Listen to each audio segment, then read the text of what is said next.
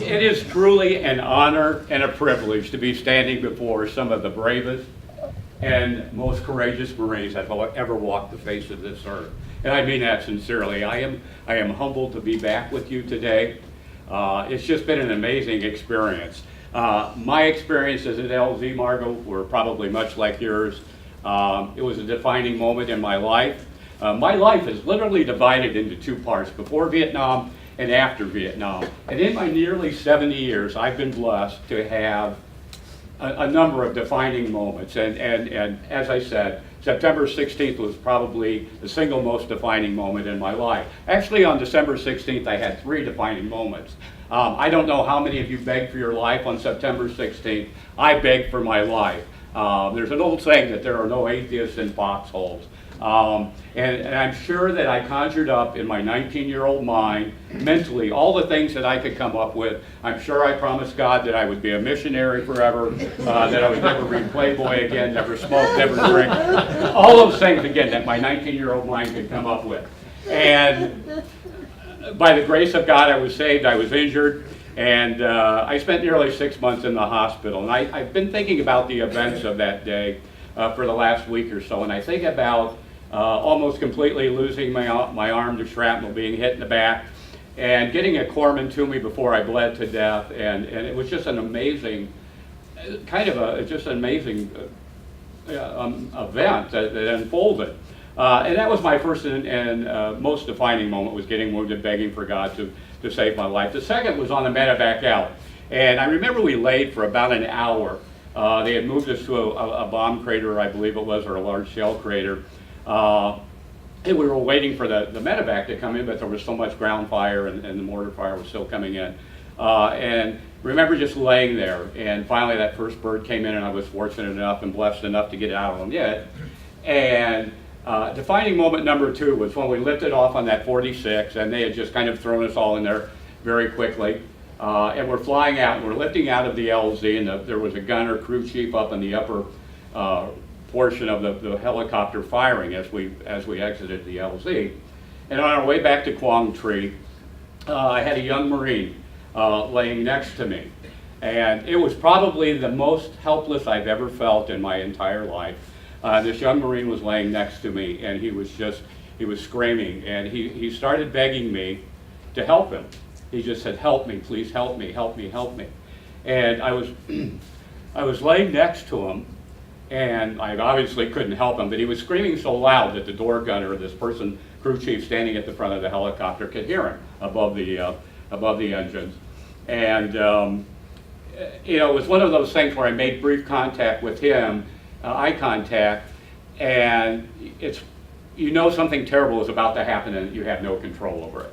And I reached out and I took the hand of this young Marine, and he just kept looking at me, and he kept just screaming, "Help me, help me, help me."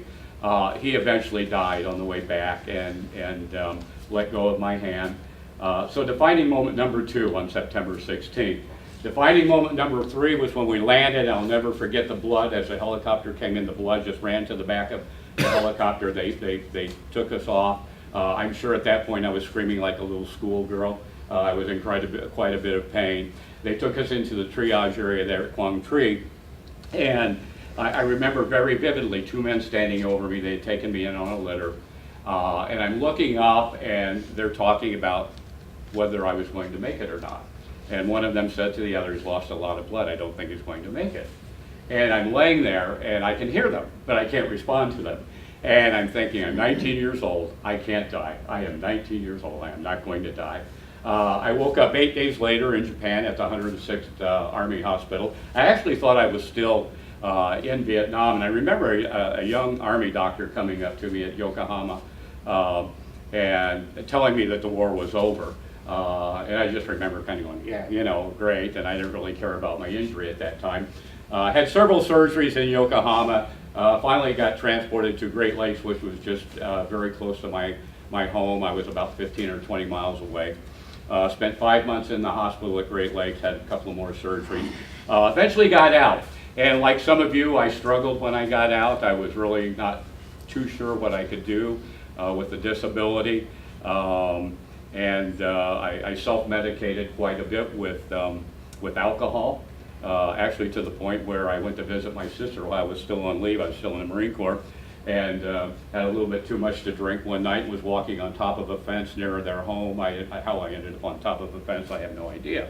Fell off and cracked the cast that I still had on my arm, a half cast, and she came up to me and she said, "Are you an alcoholic?" And I thought, "No, I'm just being a typical 20-year-old Marine who's been in Vietnam." Got out of the hospital and tried to move on with my life again. I was an adrenaline junkie. It's very difficult for people to understand that when you're in combat, you come back, there's an adrenaline rush. And so I became an adrenaline junkie, and I got into cars. I'm still into cars this day. I'm a gearhead. And the faster I can go, the better. It's just the way it is. And I remember wrecking a car. I'd saved my money and purchased a '69 Plymouth Roadrunner. And I wrecked it racing a friend. And I'll never forget, I pulled in the driveway. My dad was standing in the driveway, and he was white as a ghost.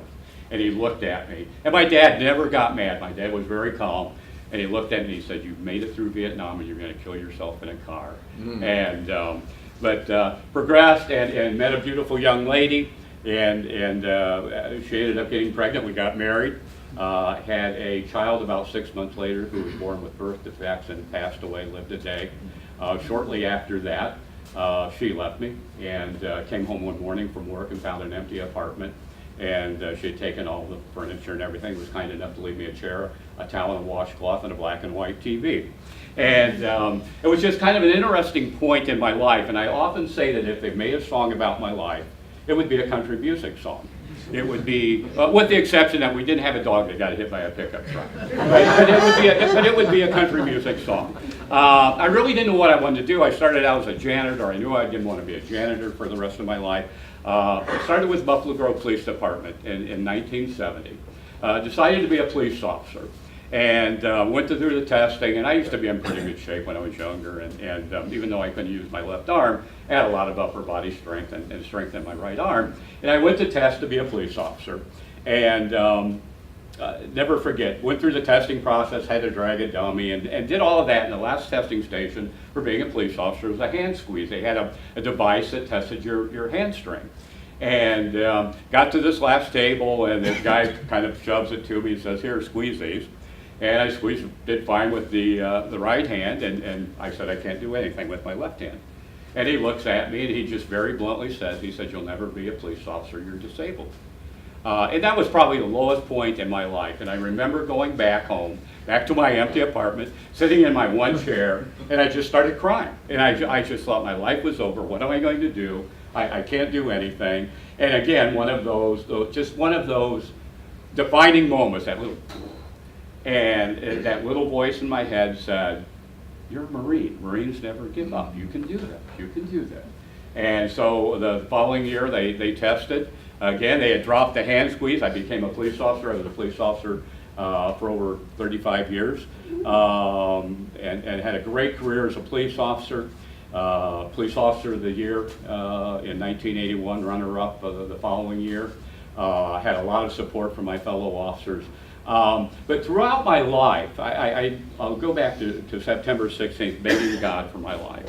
And when I came to in Japan, and obviously I went back to my normal life, and it had nothing to do with God. It was just one of those lucky things. And throughout my career and my life, and occasionally I would hear this little voice in the back of my head, as strange as it sounds, just said, "You promised, you promised." And I had grown up in a very religious home and had kind of gotten away from that.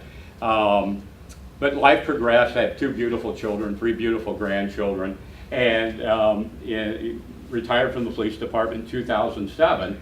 And things were going well, and I was having a problem with my right arm, and one of my friends kept telling me to go to the VA hospital. He said, "That's part of a secondary injury, go to the VA and have it checked." And I said, "I can't do that. I just can't do that." And he says, "Go." And I said, "I can't do it." So every time we talked, and we talked several times a week, he said, "Have you gone to the VA yet?" I said, "Kerry, I cannot go to the VA." He says, "Go." So finally I gave in, just because he was being a pain in the ass, pardon my French, and I went. They checked my shoulder, and I had some problems with that, but they also found out that my PSA was very elevated at that time. Did a biopsy, so I was diagnosed on August 14th of 2014 with Agent Orange-related prostate cancer. And what I found interesting, the doctors today, they say, well, Mr. Haisely, you're old, and old men get prostate cancer and things like that. But I had had prostate issues since I was in my 20s, and the fact that we combined that with the fact that we had a newborn child that was born with birth defects, I didn't believe that, but that was what they were trying to tell me. I'm driving home on August 14th, 2014, beautiful August day, puffy white clouds, and I'm trying to think how I'm going to tell my wife I have cancer. The doctor suggested they do surgery right away. And I'm just thinking about all these things, and I hear this little voice again in the back of my head, you promised.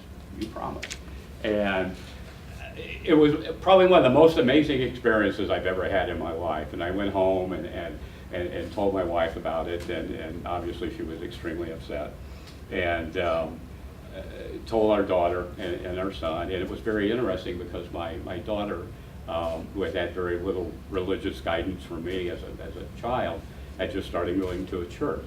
And I thought, you know what, it's probably a good time that I need to start getting right with God. And like I said, I struggled like some of you. I literally let Vietnam control my life for 40-some years.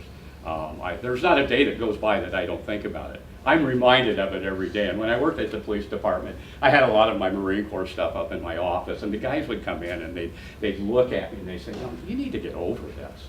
And my response would be, I can't get over this.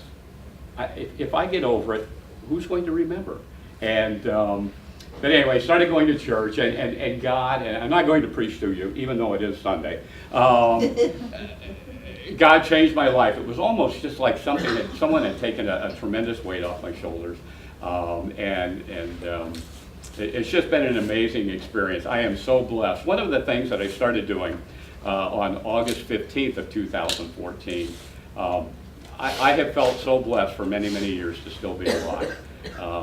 And I do a lot of writing and leave remembrances on the virtual wall, the Wall of Faces. The Vietnam Veterans Memorial Fund has a website, and they have the Wall of Faces. If you go on it today, on September 16th, you'll find all the people that were born on September 16th that were killed in Vietnam. You can see their photograph. And I started doing that every morning. And there was a tendency, after being diagnosed with cancer, to feel sorry for myself. And so every morning I start my day off by going to this website, and I look at all these young faces, and I think, what do you have to be sad? Why do you feel sorry for yourself? And I look at these faces, and I remind myself that I have lived 50 years longer, 51 years, or maybe even longer in some cases. I've got two beautiful children. We've got two beautiful children, 3 beautiful grandchildren. I left out the part where I ended up marrying my high school sweetheart. We've now been married for almost 42 years. I left that out.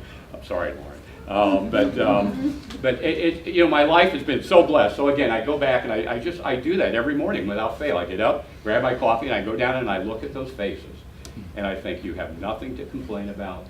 These guys would give anything to go through what you're going through, to have the radiation, to whatever. And that's my level, that levels my playing field. And it's just been an amazing journey. As I said, I have been so blessed. I am just so honored to be here in front of you today. One of the things I forgot to allude to as well is that I speak to high school students every year. I speak to approximately 1,000 high school students every spring. I've been doing that for almost 20 years now. I feel a responsibility to keep the spirit and the memories of those that we left behind alive. I'm fascinated by the fact that high school kids today are really interested in what we did in Vietnam and what we went through. I don't know if any of you saw the video, but one of the students did a video on me after hearing my presentation, and did it for a film studies class, and that video later took first in the state of Illinois in his class for some type of award. But they have been so interested, and it's just kind of mushroomed. It started out as being very small, and now I'm at 3 different high schools. And this next year I'm going to be at 4 different, another new high school. But I think it's so very, very important that they know what you guys did. They also know about the experiences that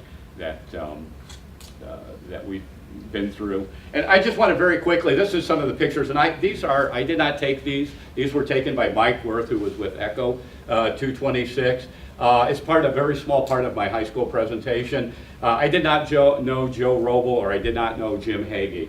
I had the opportunity and pleasure of meeting their parents at reunions. We became close. I spoke to them quite often until they passed away. But if you would just, I just try to explain to the kids what a mortar is and things like that, and you can just go ahead now. And these are, again, are Mike's pictures, and I believe this is one of the mortar pits. Sure looks like. These pictures were taken on the 17th of September by Mike. And again, you can see some of the bandages there that were left on the ground. And again, and I think, Tom, what you alluded to were how the trees had almost been defoliated from some of the artillery fire. You can go ahead. And again, just looking out, and again, here you can see again how much of the foliage is been removed. Again, you can just go ahead.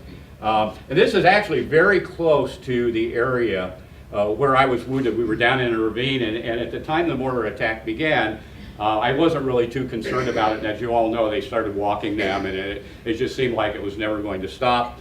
I ran up, and there was a Marine up about 20 feet or so from this area, and had a very shallow foxhole dug, and I said, "Get over, I'm getting in with you." And I jumped in with him, and the rounds were coming in, and they were lifting us off the ground, and I thought I was dead. I eventually got hit. As I said, the shrapnel severed my arm at the elbow with the exception of a piece of skin, took out all the nerves, took out the artery, and I looked down, and my arm was just kind of hanging and blood squirting out.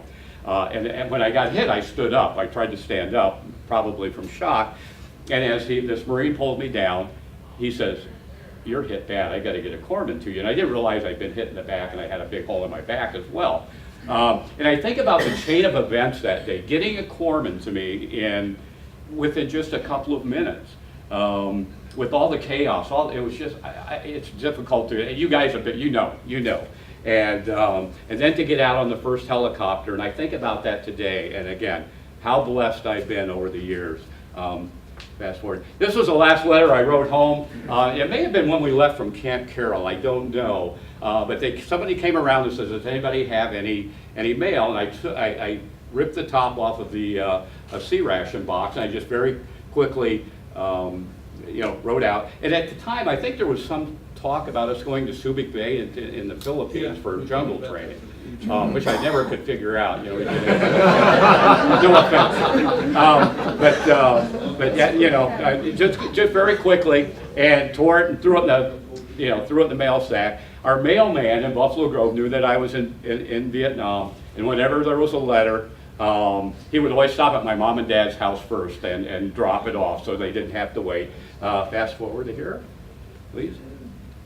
Letter my mom wrote, "Hope I'm doing well," and little did she realize we were in a fight for our life. You can go ahead. This was the article that was written by, I never realized what I put my parents through until our son went into the Marine Corps. When I went into the Marine Corps, I was 18 years old. I came home, I told my mom and dad that I had enlisted. My dad looked me square in the face and says, "You know where you're going, don't you?" And I said, "Yes, I do." And I felt it was my obligation. But when our son went into the Marine Corps, he was a crash fire rescue, and he spent his tour in Yokohama and New River. Anyway, my dad gets up on September 17th, and I don't know if you remember the National Geographic maps that they used to have. And my dad in our basement had a map of Southeast Asia, and I would always try to write letters and tell him, give him some idea where we were, and he had pins in them. And my dad gets up on the morning of September 17th. This is an article from Chicago American newspaper. Well, at the time was a large Chicago newspaper. And he reads this article. And again, I cannot imagine what it would have been like as a parent. He later told me a number of years later that when he saw that article, he knew that I was either dead or I had been wounded. He took the newspaper with him that morning so my mom wouldn't see it. Went to work, worked all day, and again, I'm thinking as a dad, I don't know how he concentrated. I mean, just wondering about that. You can go ahead and fast forward. This was the telegram that my mom and dad received. Again, after I was in Japan about 8 days. And as I said, I spent a wonderful month in Japan. And you go ahead. This is me receiving my Purple Heart. I do not remember this. And I don't know, and in general, maybe you can, I don't know who that was giving me my Purple Heart. I don't remember that. And I believe this was still, obviously had to be in Vietnam. But again, that was me. I don't even remember, I remember just being ready to go into surgery, and then I woke up 8 days later, so that was all I remember. One of the things that I've done over the years is right. John Dennis was killed on May 31st on a patrol outside of Con Thien when we were hit. John was a young black man that for some reason has just had a profound impact on my life. And it's just, I don't know why, but I've always felt that I have to live my life for those guys that we left behind, and I've tried to be a good person. I haven't always succeeded. But John was killed, as I said, and on May 31st, this last May 31st, I got up and I'm checking my emails, and I get an email from a woman. And she said, "I am the daughter of John Dennis. Would you please call me?" I didn't know that John had a daughter. And so I called her, and I leave a lot of things on the virtual wall on anniversary dates, and she had been on the wall, the website, the virtual wall, and she had seen my post. And so she said, "You know, you were with my dad when he was killed." And yeah, they brought him right back next to our gun. And she said, "Well, you were probably the last man to see him alive." And I said, "Yes." She was born 3 weeks after he was killed. So she and I talked. It was very emotional. Ray Hitchcock, Jesse Cunningham were killed. I don't know if any of you remember, in a friendly fire incident outside of Con Thien on June 24th. Ray always talked about his children, in fact that he knew that he was going to go back home because he had 2 children. And obviously he didn't make it, and that haunted me for years. And I finally ended up contacting his wife after about 35 years. The very first thing that she said to me was, when I called, I said, "My name's Steve Haisely, I'm calling from Illinois. I was with your husband the day that he died." And I said, "If this is too painful, I'll hang up and you'll never hear from me again." And the very first thing she said to me was, "Oh my God, did he suffer?" And I said, "No, he was killed instantly." Again, you can go ahead and fast forward. You had mentioned the listening post, General, on September 15th at the listening post. They sent out a listening post. I spoke to a young Marine that I had never met before on September 15th, and we talked about home. We talked about having a root beer float, talked about girlfriends, we talked about the weather. And later he told me his nickname was Swampy. Later that night, he was one of 2 Marines that went out on that listening post. And I remember because they went out right in front of our gun, or fairly close to our gun. And they were out for just a very short period of time, and it was just a very quick pop, pop, pop, pop. One of them was killed, the other one came back. Doug was the one that was killed, Doug Ensign. And that conversation haunted me for years. I could not remember his face, but I could remember what we talked about, and it just literally drove me crazy. After about 40 years, I decided to try to track him down. I remembered that he had told me that his nickname was Swampy. I went through the military Marine Corps records, and I found out there was 1 Marine killed on September 15th from Louisiana. Being the genius that I am, I put 2 and 2 together. Swampy, Louisiana, pretty rough. And so I emailed a friend of the family. I found an email address from the virtual wall. He said, I know Doug's sister. And so I emailed her and said, "Steve Haisely, same spiel." And we emailed back and forth, and I said, "I'd really like to talk to you." And she said, "I can't talk to you. It's still too painful." She said, "I'll email you all you want, but I cannot talk to you." So I said, fine. Left it at that. About a year later, I received a phone call one evening from Doug's brother, John. And apparently his sister had told him that I had called, and they'd had a conversation. And I told John about our conversation, and I said, "Please tell me that I'm not going crazy, that, about the root beer float, you think after 40-some years, maybe you're making." He said John loved root beer floats. We had a place right down the road from us, and he'd go down there and get, so I'm thinking, okay, I'm not completely crazy. Told him about what had happened, and he said, "That's what the Marine Corps told us." John and his wife in 2016 came up, visited with us, We went out to dinner, brought a bunch of pictures of Doug, and you could go ahead and forward it. And it was just amazing, just an amazing experience for me. And John and I still stay in touch. This was a ceremony at Arlington National Cemetery for Doug. And again, you can go ahead. These are one of the things, again, that we all remember the guys that we served with. John Dennis down in the lower left-hand corner. John's favorite song was My Girl by The Temptations. And I can remember him singing that a cappella out in front of him. He'd sit there and he'd snap his fingers. And every time I hear that song to this day, I get tears in my eyes. And when our daughter got married 10 years ago, she said, Dad, what's going to be our song? And she said, how about, I told her a little bit about John. She said, let's do My Girl. So now I have two very special people to think of when I hear that song. But again, you can go ahead and just, these are the guys that I knew that have been killed. There's Doug down in the lower left-hand corner. And I think there's one more. Again, guys that I went to school with and things like that. Vietnam changed my life. I don't regret it at all. It's made me a stronger, better person. I came up with a saying when I was diagnosed with cancer, and I truly believe in it, and it's the worst things that have happened in my life have turned out to be the best things in my life. I believe that with all my heart, that being wounded has made me who I am today. I did apply for a job. I meant to mention I did apply for a job as a lifeguard when I got back. They would not hire me because I could only swim in circles. But again, thank you so much. It's an honor and a privilege being here. You guys are awesome. And one last thing. I did an interview for the Library of Congress about 14, 15 years ago, and the woman that did the interview said to me, is there anything that you regret about your military service, your time in Vietnam? And I said that the thing I regret the most is not telling the people that I cared about them.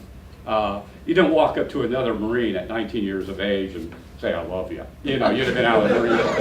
And so, you know, I said, that is my one regret, that I never told these guys that are gone how much I cared for them, and I loved them. And I still stay in touch. I get together with the guys that I was in boot camp with. We get together several times a year. And that being said,